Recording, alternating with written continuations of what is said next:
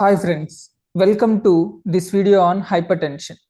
First, let's understand hypertension. Hypertension is blood pressure above 140 by 90. Cause of hypertension is unknown in 80% of patients. Secondary causes of hypertension or chronic kidney disease is most common.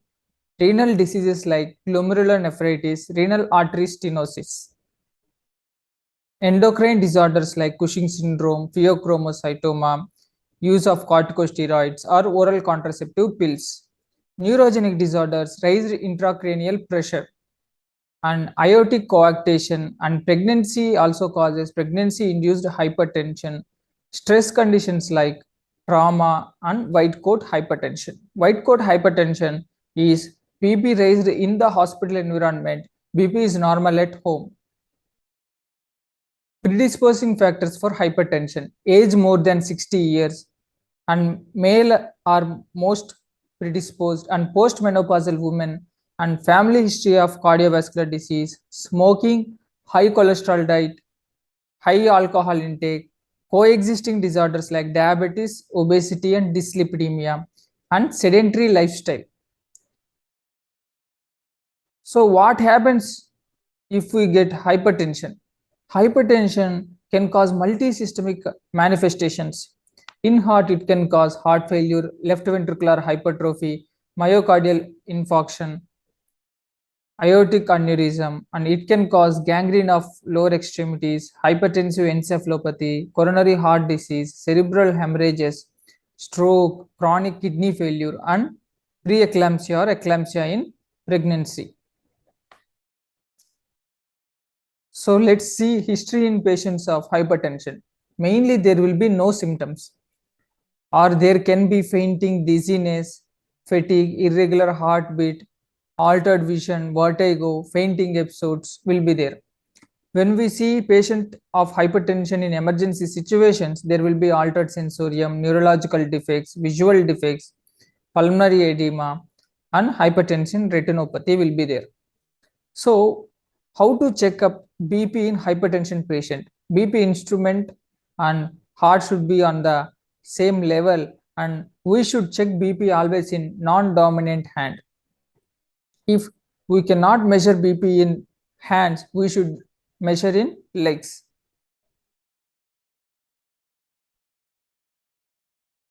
What are the investigations we should order in a patient of hypertension? Routine investigations like CBC, chest X-ray, renal and lipid profile, and urine albumin, ultrasound abdomen, ECG, etc. Whereas in case of emergencies, brain imaging like CT and MRI we can order, and specific investigations related to patient we can order. Complications of this hypertension, as we previously discussed: chronic kidney disease, myocardial infarction, stroke, retinopathies, dementia, and metabolic syndrome. So what is the normal course of hypertension? So normal blood pressure to pre-hypertension, pre-hypertension to hypertension, hypertension. If we do not treat hypertension, asymptomatic organ damage will be there. It may lead to left ventricular hypertrophy, hypertensive retinopathy, nephrosclerosis, other vascular damages, and it further lead to symptomatic organ damage. Symptomatic organ damage include heart failure, kidney failure, cerebrovascular diseases, coronary artery disease, and finally leading to death. How we treat hypertension? So the mainly non-pharmacological modes of treatment include advising physical activity, advising weight reduction, and diet, DASH diet, high calcium, magnesium, and potassium diet, which include whole grains, leafy vegetables, low fat milk, curd, paneer, fruits like banana, grape, and papaya, peas, beans, and nuts, and avoid sweet. You can take egg white and less salt in diet.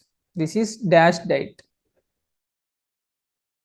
On pharmacological treatment, first we will see thiazide-like diuretics, hydrochlorothiazide 12.5 or 25 or 50 milligrams, chlorthalidone 6.25 or 12.5 or 25 milligrams.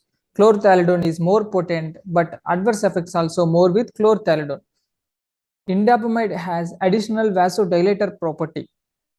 Indapamide should not be combined with vitamin D supplements because it can lead to hypercalcemia. Metolazone we are reserved for use in chronic kidney disease. Thiazide like diuretics, they cause more urinary excretion of sodium and water, so volume of blood will be reduced and BP will be getting control. Side effects of thiazide-like diuretics include hypokalemia, hyponatremia, hypomagnesemia, hyperuricemia, and hyperglycemia, dry mouth and decreased urine and erectile dysfunction. Next, come to ACE inhibitors, angiotensin converting enzyme inhibitors. So BP is hardly depend on heart rate, stroke volume, and systemic venous resistance. ACE inhibitors will reduce angiotensin 2 that in turn reduce the BP. Angiotensin 2 will cause smooth muscle contraction, vasoconstriction, and increase in the BP. Angiotensin 2 inhibitors will decrease BP. Ramipril 2.5, 5 or 10 mg, enalapril 2.5 to 20 mg. Enalapril is the most effective ACE inhibitor, and perindopril 2 mg, 4 mg or 8 mg. Perindopril we use in myocardial infarction. Next, angiotensin receptor blockers. These drugs include losartan, telmisartan, olmesartan. Losartan 25, 50, 100 mg, telmisartan 20, 40, 80 mg, olmesartan 10, 20, 40. Olmesartan is double potent. What are side effects of ACE inhibitors? Dry cough and angioedema. These two side effects are only seen with ACE inhibitors, and hyperkalemia, headache, and dizziness. Contraindications of ACE inhibitors include hypotension, hyperkalemia, bilateral renal artery stenosis, pregnancy, and NSAIDs will reduce the effectiveness of ACE inhibitors.